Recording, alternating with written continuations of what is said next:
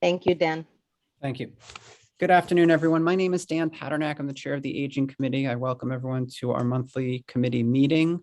I'm going to start out today with just a roll call of committee members to see who's here. So we'll just go right down the line. Karen Pesh, are you here, Karen? No, not yet. Sylvia Alexander? Here. Margaret Della? Here. Hi, Margaret. Lisa Dowd? Here. Rita Proctor-Lowe? And Margaret Donato? Here. Excellent. Hello, everyone. So just Rita right now and Karen. Okay, just get up here, make sure we're nobody looking to get in. Okay. Okay, so we have a fairly tight agenda today. We're going to start off with, and let me just get back to our agenda. Discussion of racial equity issues as they pertain to older adults in Bronx Community Board 8. So the purpose of this discussion is to figure out and discuss, or again, just kind of figure out if there's anything that we can do as committee members or any topics that we think or should be on the radar, so to speak, or something we should be working on in terms of racial equity for older adults. I know that Margaret Dell, a member of this committee, is also the chair of our SCREE committee. And Margaret, you're on. Do you want to add anything? Do you want to frame the conversation in any different way? Did I kind of cover what it is that the committee should be discussing? No, I think that's great. And, sort of the budget request hand in hand with that, that agenda item, I think is the goal of what we want to cover today. Okay. Do you have any specific topics or issues within or that focus on older adults that you think should be raised, or anyone at this point, if you'd like to kind of open up, the floor is open right now. The only thing that I would mention off of what I've seen is that we still have a lot of food insecurity issues in the community, and many of whom are older adults. And so perhaps, different sort of economic recovery packages haven't hit those adults, or we're sort of getting at food insecurity that existed prior to the pandemic. That seems to be one of the most consistent and compelling issues that I've been seeing in the community. And I know my colleagues at KHCC have also asked community members, apart from food, what else are you seeking? And a lot of their response was just a way to engage, sort of connective activities, ways to bring people out into the community, and ways, not necessarily that it has to be a big ordeal, but just ways that people can be coming together to do activities and sort of that socialization. Okay. Do you have any specific, I know like obviously our providers, do quite a bit as well. Are there any specific functions that you've heard of or recommended to you to engage older adults in the community?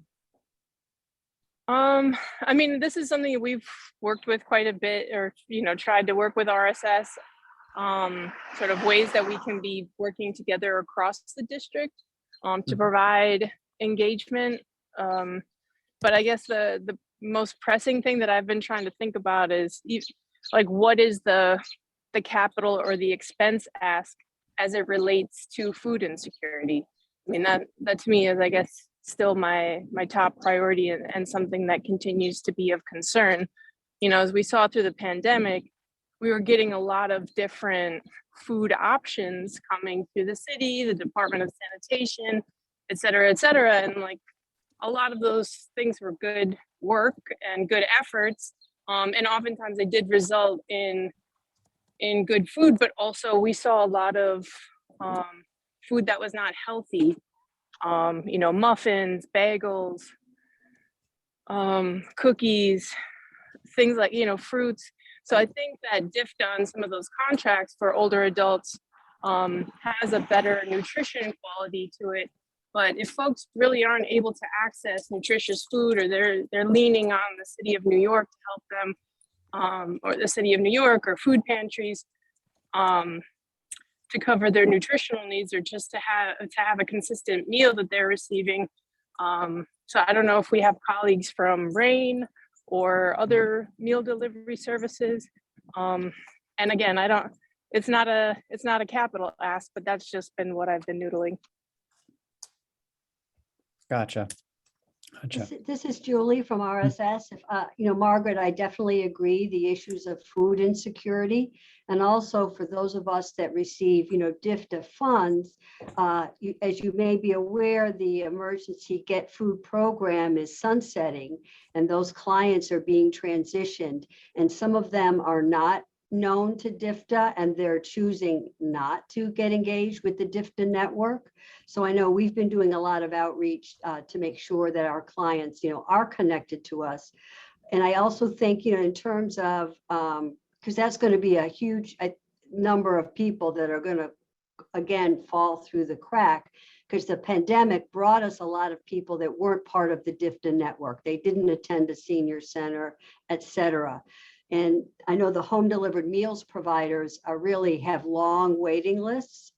So I don't really know what the answer is, but yes, I think food insecurity and creating a sustainable network of food pantries, particularly as, these clients that, aren't being transitioned to a senior center, they're really going to need support. Really, just as an aside, do you know why some of the folks who are receiving food, now don't want to engage with the DIFTA network? We're not a case management agency. Yeah. Because it's a case management agency, but some of them just said, no, I don't want to go to a center. No, I'll let my, my son go and grocery shop for me. But I was on a call with the commissioner, and I don't have the statistic in front of me. And then last Friday, there was City Council Committee on Aging hearing, and they were really asking the commissioner, what about this group of folks that are being transitioned off of what they called the emergency food and the legacy. The legacy DIFTA clients have come back, it's not a problem, but there's a significant number citywide that for whatever reason are not being engaged by the case management, or they're refusing services. So again, to Margaret's point, it's a way to, how do we develop, processes and activities that engage people where they are? They don't have to come to a senior center necessarily. Where else in the community can we engage them where they gather? Like what, RSS and KHCC hope to do is to collaborate more so that we go to where people are and bring them information and educational resources. Gotcha.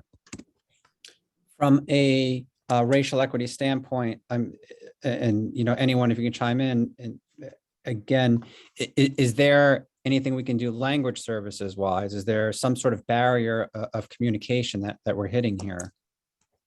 Is there something that we should be advocating for on the committee level to engage folks more, whether it's through budget requests or different processes? Is there anything that we can do for that?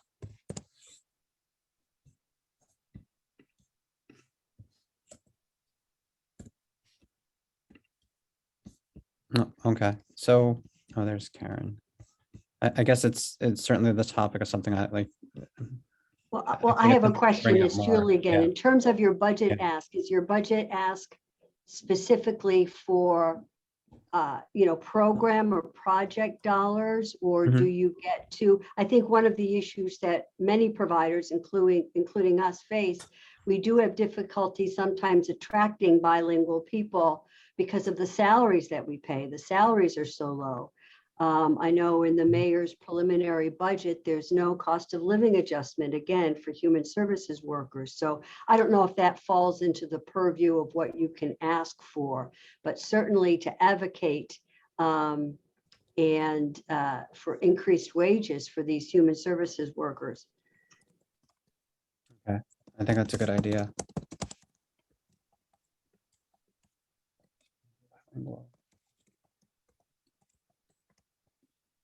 Okay.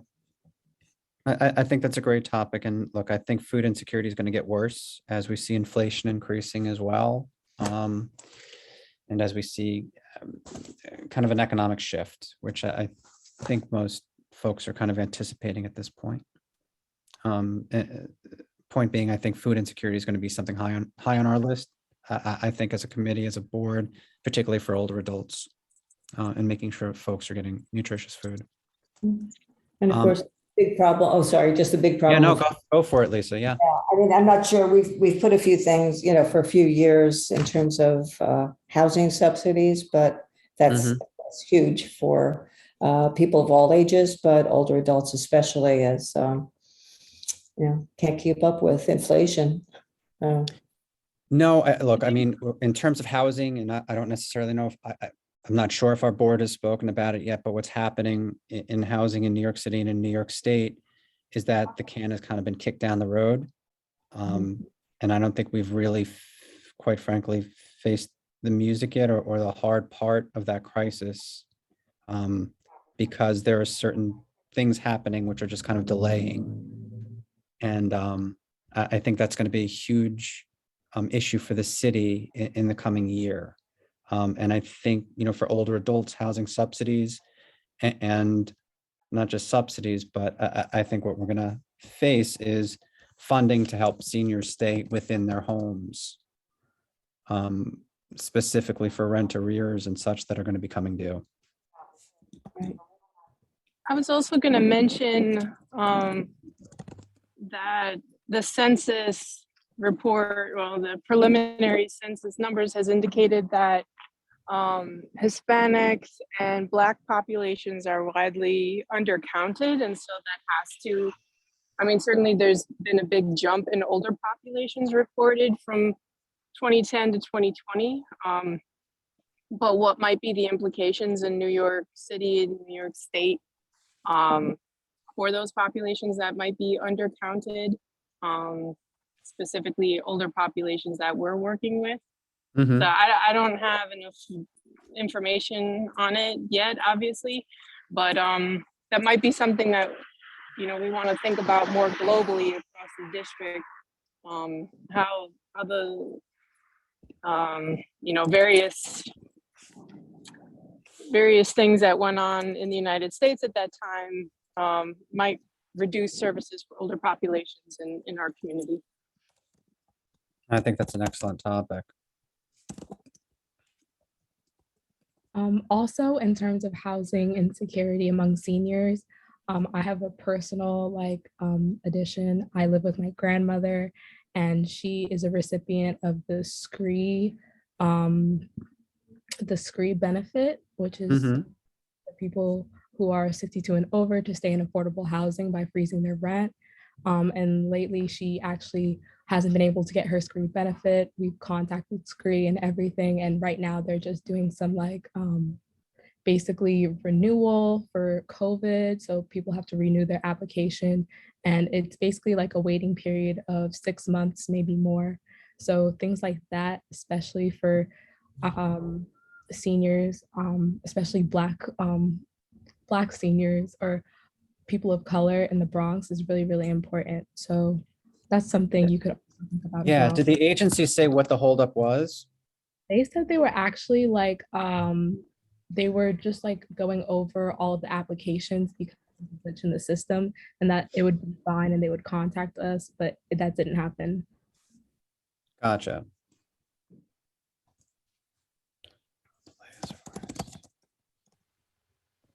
Okay, thank you.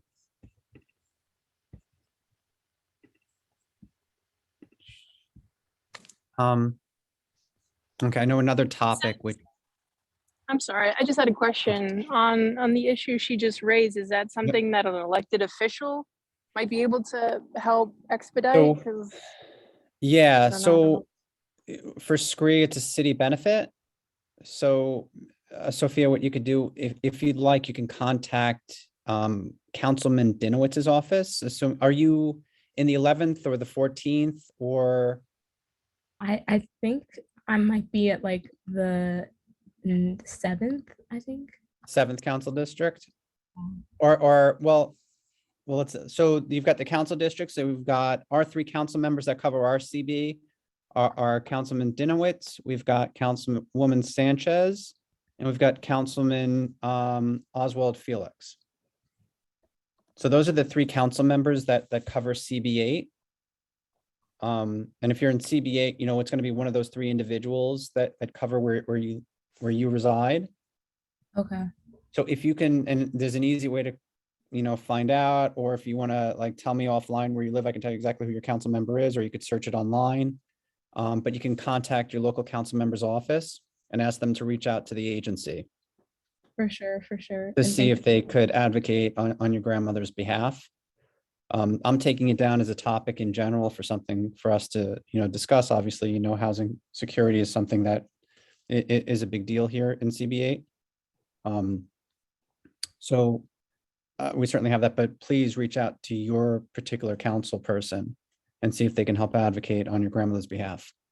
For sure. Just wanted to bring that up, just in case it would hit any other people in Community Board 8. I'm also working with My Bronx Impact, so I'm just meant to be a fly on the wall for today. I'm sorry, but what was the other, I'm sorry, where else you're working with? I'm working with My Bronx Impact. My Bronx, okay, I'm not familiar with them, But but are they helping advocate? part of Children's Aid, and yeah, we help seniors and basically everyone in the Bronx find free and reduced cost resources like food, housing, clothing, all that type of stuff. So if you're interested, be sure to check out mybronximpact.org. Okay, thank you, Sophia.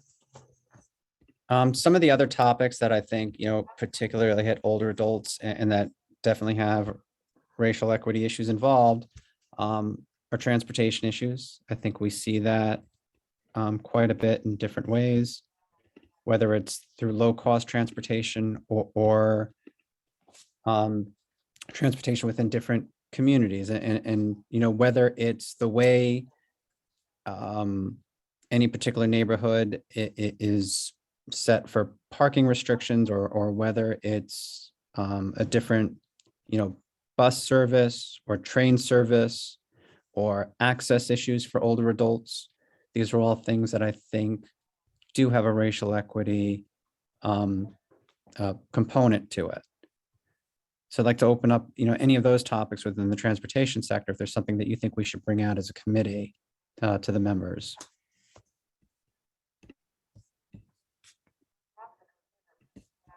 It's Miriam. I Yep. remember when I was working at the Zeppelin Hospice residence in Riverdale in the Atria building.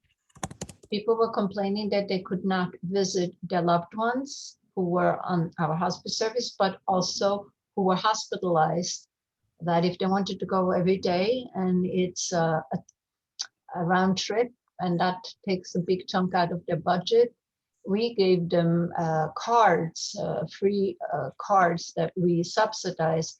But it is an issue for people to go visit if their loved one is in a nursing home, for example, the back and forth, the cost, and also sometimes a bus stop or a subway stop is far and the facility is only reachable on foot.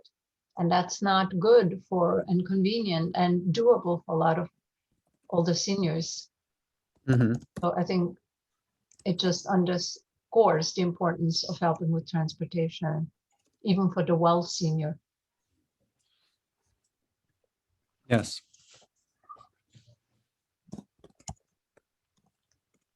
I have also wondered about folks with long-term COVID in the Bronx, considering, just what our stats have been.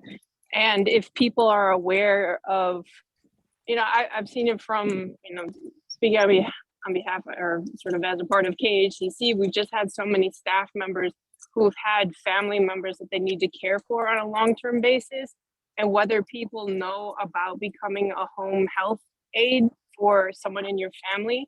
So like if you're not able to go in and out of a job because your family member has a number of serious health issues, that instead of trying to find a health aide outside of the home, that you could become a health aide yourself, because you have doctor's appointments and you have all these sorts of things. it's been something that I've recommended to a number of folks over the last several months. And I don't know how many people know that that's a possibility, that you can be paid as a home health aide for someone in your family. Mm-hmm. I think that's good, Margaret, and that's fairly new. My question is, that's for people who are on Medicaid, I believe. Correct me if I'm wrong, but right. Yes. So Medicaid eligible can get that, Right. which is a terrific benefit. It really is.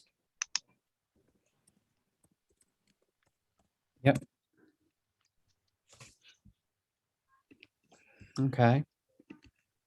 Any other topics or any other areas that you think or any members think that we should touch on?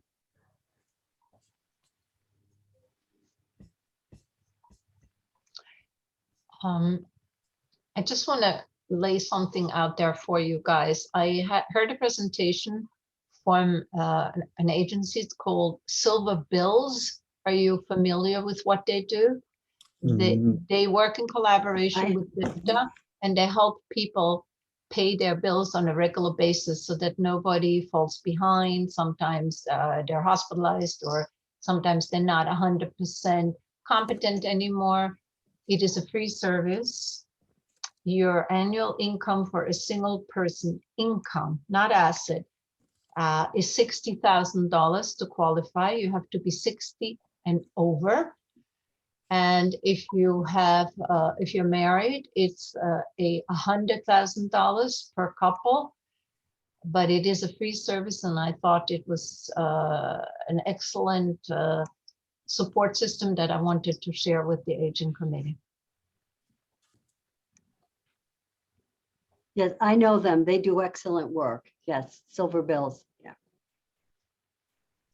They might be a future speaker for a meeting. Yeah, Dan. that's what I Yeah, thought. I've got their name down here. I think that's an excellent idea, and I'll see if I can get them in next month. Silver Bills. Is it? Lisa Rosenblum is one of the coordinators at Silver Bills. I heard her speak, and I was very inspired and very impressed by So their I'm gonna try to reach out to her. If you have her contact and can email it to me, that would be great. If not, I'll just look her up and try to find her, you know. I don't have your email, Dan. So Oh. does it go to the community board, or? That's fine, or I'll shoot you an email. I think I have your email somewhere Okay. in here. So either way. Okay. Um, I have an 800 number. Yeah, okay, great. I'll send it to you. So we've touched on a few topics. We've touched on, I guess, the home health aid, the medical aspect of it, you know, that is a whole different realm. I don't know if any folks want to discuss, you know, I guess the medical benefits or what's available, or if our committee should be, I guess, hitting the topic on medical benefits for older adults, with, quite frankly, any racial equity issues that we need to discuss or put out or advocate for as a committee. And again, you know, a lot of it'll, for older adults, we're talking Medicaid, Medicare. And if there's anything, any particular aspects, whether it's hospital care, you know, personal care, that any members want to bring out, you know, please feel free.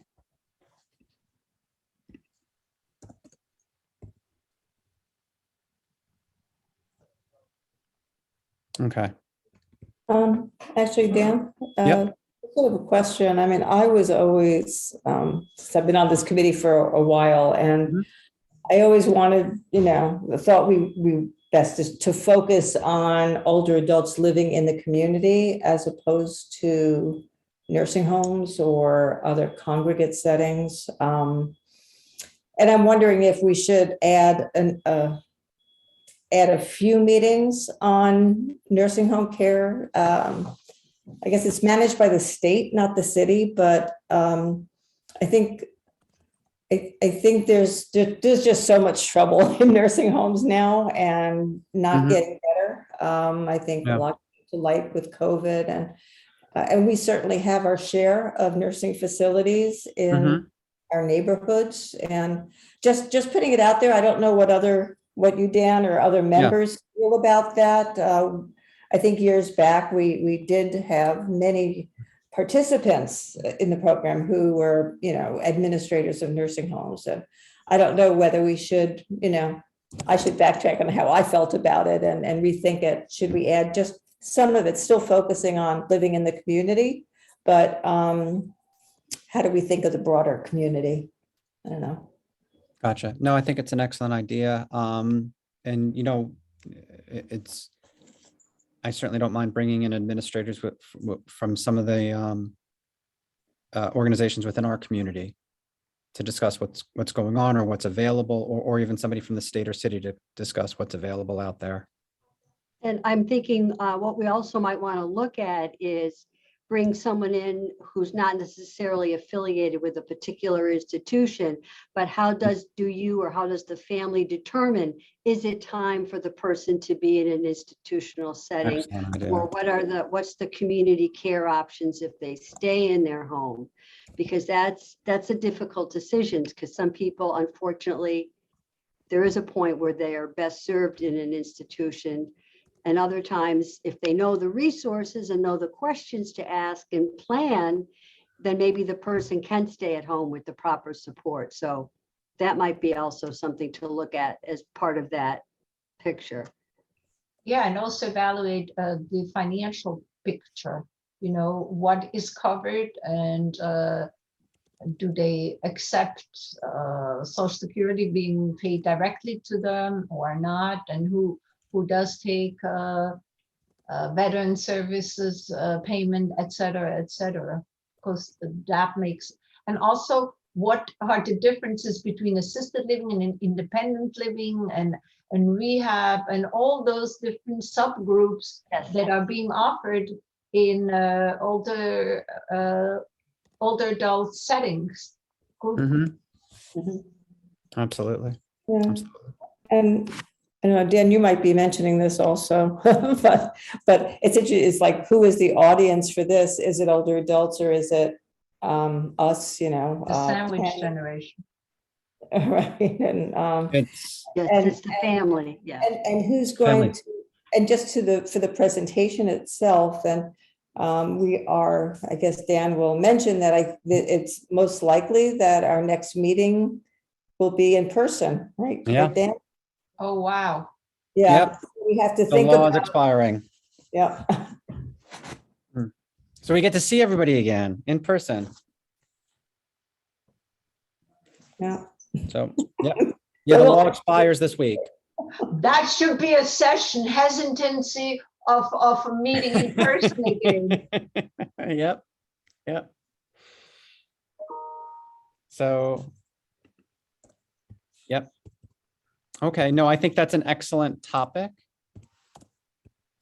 As well. The last thing that I would add, just to someone's point that we should stay focused on local things or sort of like folks outside of congregate settings, is that talking about NORCs, I mean, we have a very much a population that is aging in place, whether intentionally or unintentionally, and how competitive funding is to provide health services or other sort of supports to keep folks aging in place until they can, if they need to move to a more supportive setting, or maybe they can't afford, and sort of all of the services that can come along with that, but that it's a very competitive process. Like I think everyone knows we have that one NORC in the district, but it's competitive funding, so it moved to a different site. And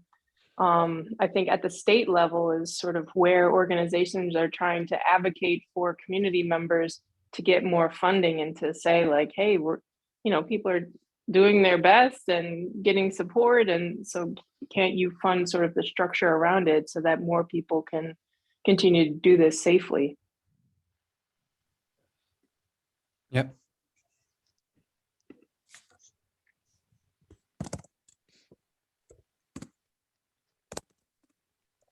Okay. Just on topic here, any other issues that any members would like to bring out in this discussion? Okay. Okay, well, thank you, everyone. I'm going to go back now and do something I should have done at the beginning of the meeting, is just kind of go around and just introduce everyone to themselves. So you guys have met some of the committee members who have said that they were here. We do have, Karen did log on. Karen Pesh, are you there? She had logged on. I guess she logged off. Okay. So I guess we can just kind of go around the horn here. My name's Dan Paternak. I'm the chair of the Aging Committee. Sylvia Alexander, do you want to introduce yourself? I'm Sylvia Alexander, and I'm on Community Board 8. I'm the chair of the Education Committee and also a member of Aging. Okay. Lisa? Hi, Lisa Daub, member of the committee, member of the board, and that's it. Thank you. Margaret Della? Hi, I'm Margaret Della. I'm on the Aging Committee, Housing Committee, and the chair of the Special Committee on Racial Equity. And Margaret Donato? Hi, I am on Community Board 8, and I'm on Aging and Public Safety. And that's my story.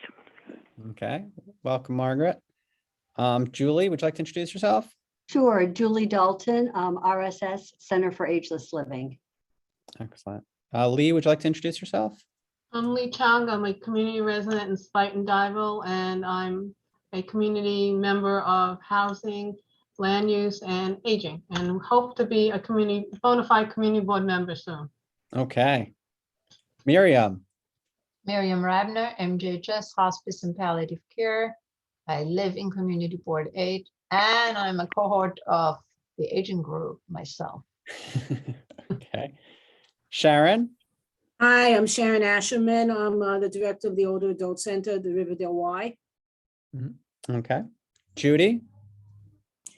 Hi, I'm on the Education Committee of Community Board 8, but I'm also on varying committees on RSS.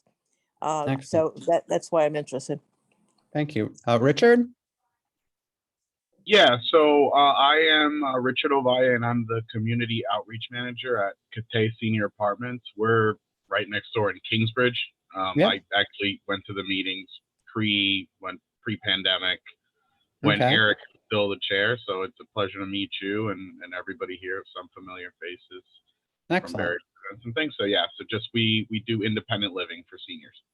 Excellent. Welcome, Richard. Yeah, thank you. Thank you. Sophia?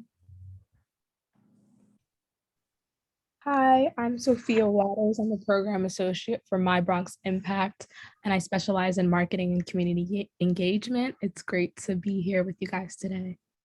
Oh, thanks for coming out, Sophia. And Caesar? Howdy, my name is Cesar. I am the volunteer manager and the food pantry manager at Kingsbridge Heights Community Center. Pleasure to be here with y'all. Great. Welcome, Caesar. Okay, so we're going to move on right now to the next part of our agenda, and that's going to be budget discussion, budget requests. So I'm going to just pull up and share the screen and go into last year's of what came out through the Aging Committee, just at least so everyone can kind of see where our starting point is. And then we can kind of go from there. Let me just pull up expense budget. Okay, so from our expense budget, last year we made it, the Aging Committee, up to number 4 of our expense budget lists with a request for older adult center funding, virtual in-person hybrid senior center models, which will need additional financial support for new programming and services, including training and staff. And for DIFTA technology upgrades to older adult centers and personal devices for older adults, including education for participants to use these devices to remotely access programs offered by the senior centers and thus facilitate aging in place. So on the expense budget, the Aging Committee had number 4. Also, we have number 13. Through DIFTA mental health services, the need for such services has significantly increased. Funding for geriatric community-based mental health services need to reflect this increase. I believe that was it for aging on the, oh no, I'm sorry, 2 more. DIFTA food programs, increased need for congregate food programs plus meals for individuals who are temporarily homebound. In addition, MTA Accessoride, increased service for Accessoride for older adults with disabilities within CD8 because of its particularly hilly topography. And those were the expense budget items that we have from last year. I'm going to stop this share momentarily. I'm going to get the capital budget request so that way everyone can kind of see what went out for capital last year. Stop share. Let's try that again. Okay, share. I don't know why expense keeps coming up, but it does. Okay, let's try that.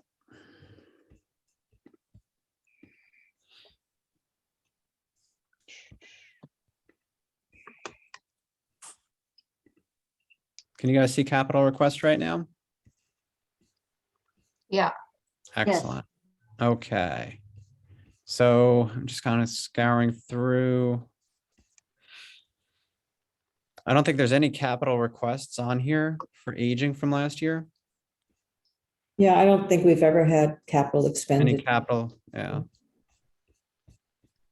Okay, so that's where we start. And going through the list of the expense budgets, and I'll pull those up so that way, you know, we have that still. All right, share screen. Have now. Okay, I'll see if I can pull that back up again. Cancel. No. Okay, everyone should have the expense budget requests back up. Yeah. So I guess we'll just start with, you know, what we had last year. In going through the list, does anybody feel that we should take any of those requests off or modify them in any manner? And I can go through them again if you'd like. So I'd just like to acknowledge that the Department for the Aging sent out offered tablets to all, like, the older adults that needed them in all our centers. They really did address the technology issue. Okay, do you think the technology issue still needs attention? Can I jump in? Oh, sure, yeah, go ahead. I don't think we ever, and Julie and Sharon, you can confirm, I don't think the centers received additional funding for training Right.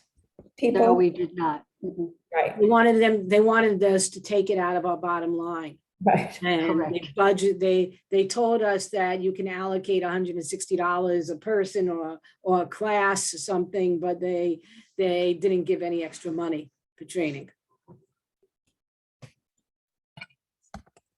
But they did get tablets to as many people as needed them. Gotcha. Yes, and they extended the free internet until October, because originally it was going to expire in June, but it's through October. Okay. Gotcha.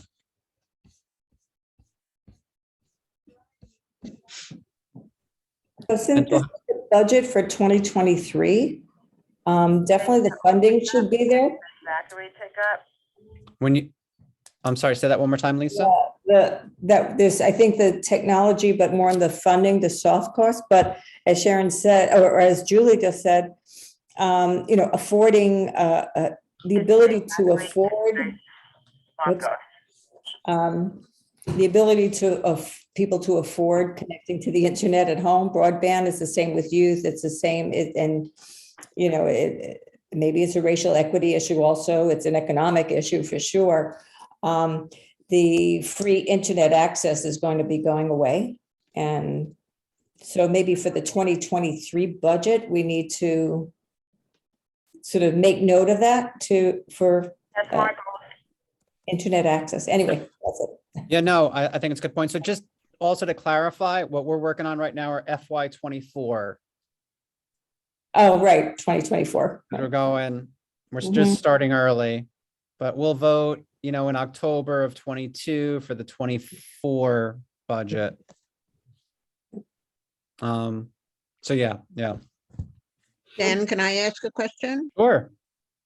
In terms, and maybe you don't have it with you, but in terms of this budget, Mhm. do you have the responses? I'd be interested to know what the OMB said about them. Yeah. Hold on. Let me see if I can pull up well, actually, let me see if I have it here. Budget responses. No, I'm sorry. I'll try It's okay. I'll try to pull it up for the next time. Mm-hmm. And that way we have the responses from them. Yeah, because we might just have to go to our elected officials for some of these things. Yeah. Many times they say that that's the way to go because they don't have any funds available. Yeah, no, I gotcha. So I'll try to pull up the responses for next meeting as well. Mhm. I'd like to say something about item 13, so DIFTA Mental Health Services. Yep. So we have a geriatric community-based mental health clinic in our center. It just reopened in person. It just switched from virtual, at least to partially in person. But I heard that JASA was getting one also in the Van Cortlandt Senior Center. And then I heard that the funding was I think the funding may have been allocated and then taken away with the PEG, with the budget cuts. Mm-hmm. I heard that also. So I'm not sure. We could certainly ask. For our purposes, for budget requests, I guess we're going to keep that line item in. I could certainly find out if they've been cut or not. And can the mental health support services be delivered virtually? They are being delivered virtually. Will also. they continue? Can they be continued to be? That's another thing. Right. That's a good point. As part of your funding, is the city making a requirement that it change, that telehealth change? Have they made any inclination? Oh, Have you guys so heard from any providers that they're making them change? So we're actually not directly funded. We have a partnership with like the JASA mental health clinics. JASA got the contracts for the mental health clinics in the Bronx and is placing social workers at different senior centers. Okay. And they're doing it, so it's a DIFTA geriatric mental health contract at senior centers, where their main office is on Fordham Road, I believe. And I think that the funding is also, so like the funding's partially DIFTA and partially Medicare reimbursement. It's a combination of funding, and Medicare is reimbursing for virtual. The DIFTA piece, I don't know about. Like the DIFTA piece was for people who don't have insurance, or also to do like outreach at the senior centers and group activities and things that wouldn't necessarily be funded by Medicare. Gotcha. Well, I think for our purposes, we want to keep the mental health services component in. Yeah. Yes. Yeah. Okay, the next slide, food programs, obviously that we discussed the importance of that this afternoon. Increased need for congregate food programs plus meals for individuals who are temporarily homebound. Do we want to modify that in any way? Do we want to add any language?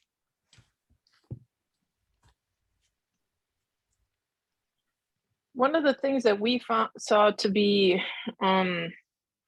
effective this last year, we at KHCC, we got funding through discretionary asks. That's a separate application for nonprofit organizations. But what they did, what I understood to be what the city of New York did, was that it awarded discretionary dollars to the food bank for New York City, and then it in turn awarded organizations like KHCC like X amount of dollars that we could use towards food procurement through our partnership with Food Bank. So I thought that was really effective because it allowed us to stretch our privately raised dollars so much further. We were able to bring in food that either Food Bank gave to us for free, or they just have a much better procurement system than we could, because obviously we're much smaller than the Food Bank for New York City. But Yeah. it just allowed for all of our Food Bank purchases to go so much further. So maybe the ask is, that's sort of like one thing to consider, to rather than individual, which the city of New York might just do what it did last year anyway, but award funding so that it can improve procurement through individual, the individual dispersed agencies. Gotcha.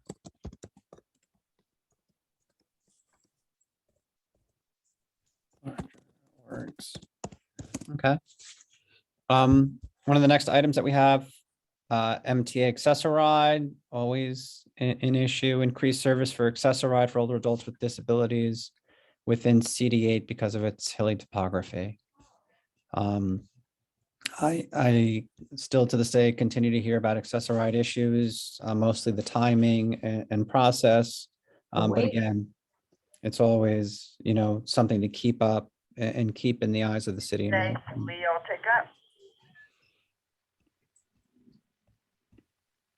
So any other items that you think should be brought out through our budget requests? And this, again, this isn't going to be the final time to do it. These are just preliminary discussions still. We will vote on these items, I believe, in October as a board. Which means on the night of October, if we wanted to bring up a request that evening, we could. And the board would vote on it. Yes, no, maybe. But for now, it's just like having these conversations and bringing them out. And then getting something for board members to look at, through the summer and into the fall before we do start looking to vote on them. So I guess we can end there for budget discussion. I'll now go to our providers. If you guys have any updates that you'd like to provide, any issues that you think we should know about, the community should know about, then we can just go through the different providers. Julie, do you want to start? And then, I'll go to Mary. Sure. Because of Omicron, we had stopped congregate lunch, but we're returning to congregate lunch this week. So we're very Great. happy about that.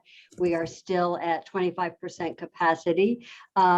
Other good news is that our social model adult day will return to in-person activities on April 4th. So we're very excited about that.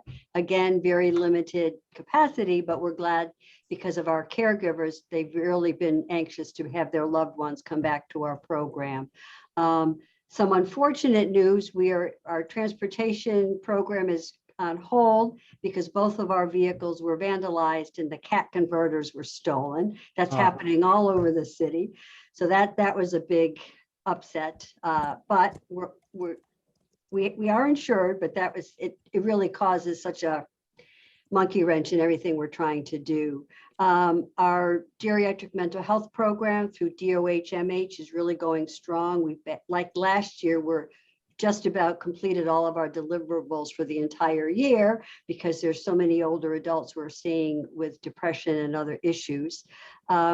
We have one of the great programs that we're doing virtually is a plant-based eating kickstart program. We work with Metro New York. It's been very, very popular.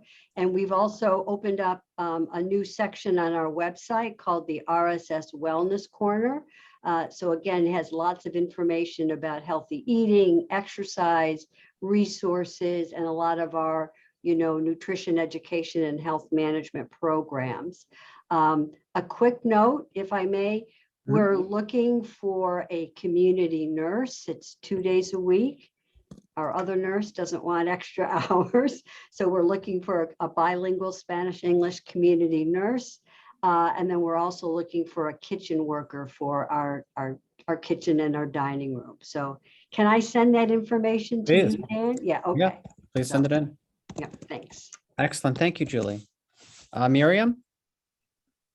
we have been offering education to community and professionals in healthcare about the importance of advanced directives, having the tough but important conversation with yourself, but also with your loved ones, selecting and agreeing on a surrogate healthcare decision maker for the time when we can no longer talk for ourselves.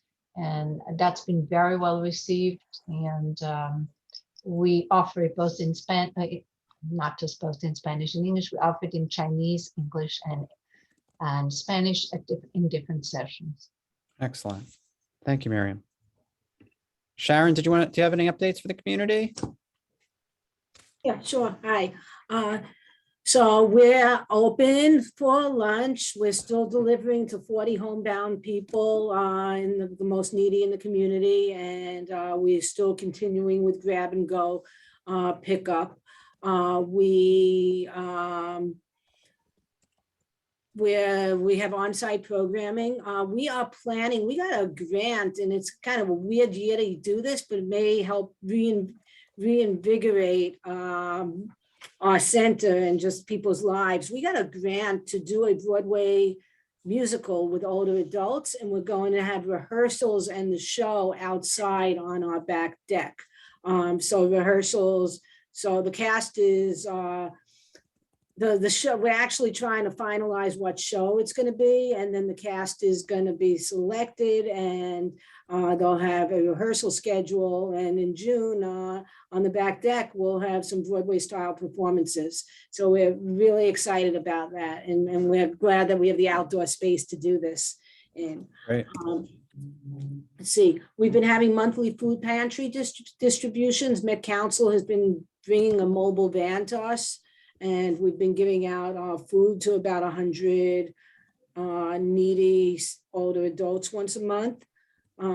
We're still, obviously, we're operating the NORC, and they're so slowly integrating into our agency. It's been great to have, to have more of a robust social work presence where, where their staffing is, they went from one director and an office manager, now they're almost fully staffed, which is great. And the only area the area we're having the most issues with is actually transportation. We've been fortunate that unlike many of the centers, our vans are not broken into. That's a citywide issue, actually. I feel bad for you, Julie. I heard on the other meeting that all these centers were everybody's vans were being vandalized. So we have the vans, but we can't get drivers. And it's been going on endlessly. It's just a real problem. In order to drive one of those vans, you need a Class B CDL, and these drivers are nowhere to be found. We raised the pay rate. We're reluctant to raise it beyond our budget. But we're really at a loss as to what to do. We have people to drive, but we don't have, and we have the vehicles, but we don't have the drivers. Great, understood. So hopefully, hopefully you can get the drivers. Yeah, it's a citywide issue also with drivers and pay scales, and and throughout the agency, there's been problems with hiring people. I mean, we have trouble getting lifeguards and fitness instructors, and that's all gotten a little bit better. But the drivers with Class B CDL license, they're nowhere to be found. And a clean driving record. And a clean driving record, right? Yes. That's important. Gotcha. Okay. Well, thank you guys for the updates. I do appreciate it. We're going to move on. I guess new business. Does anybody have any items of new business? Kids Bay, Milo loan pickup. Kids Okay. Bay, Camille pickup. So I'm going to just kind of go through the minutes briefly from last month so that we can get them out there. I was delayed. Let me see if I can pull them up through here so that way we can just briefly do them. CDA.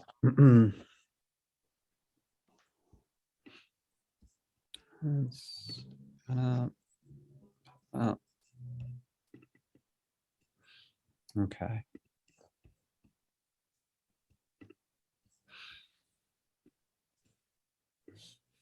Okay. So these are from February 14th. Just basically the announcement of the committee members and guests. I just put in that Lisa took the roll call. I was still in my car at that point from coming back from work. And then briefly, Brianna Payton Williams of Live on New York presented Reframing Aging in New York City. The Live on New York and Reframing Agenda Initiative have collaborated to make a long-term social change endeavor designed to improve the public's understanding of what aging means, how older people are valuable to our society to ultimately counter ageism and advance policies and programs that support all New Yorkers as we age. The Reframing Aging Initiative uses an evidence-based communication strategy as the core to create collective change in public discourse, policy, and practices. A central theme of the initiative is that words matter. The presentation and one-page document are attached, which are on the minutes as well. I also included in here that Lisa and Margaret inquired about racial equity issues that could arise within the initiative. Ms. Williams stated that Margaret could contact her offline for more information on different ways to connect with a diverse audience. She also provided that one pager, which is attached here as well. I've got the updates from our providers from last month. So if you guys want to just take the providers, if you want to just take a quick read on your paragraph, and if there's anything that I should add or take off. It's okay. Okay.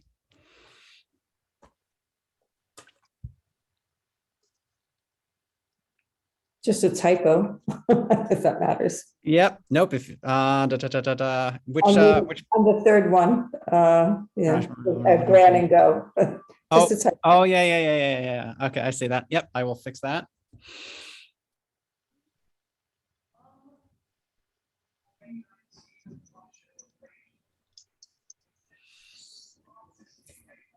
Oh, ramping up instead of amping up, yeah. Or is it amping up? No, it should be ramping. Okay. Or yeah. I've got the minutes that we had approved. Grab and go. The grab and go. And then I've got new business. Lee Chong of RSS stated DOT approved the traffic light. I'd like to see the light installed sooner rather than later. And then we just discussed the original preliminary budget, and that's all for our minutes.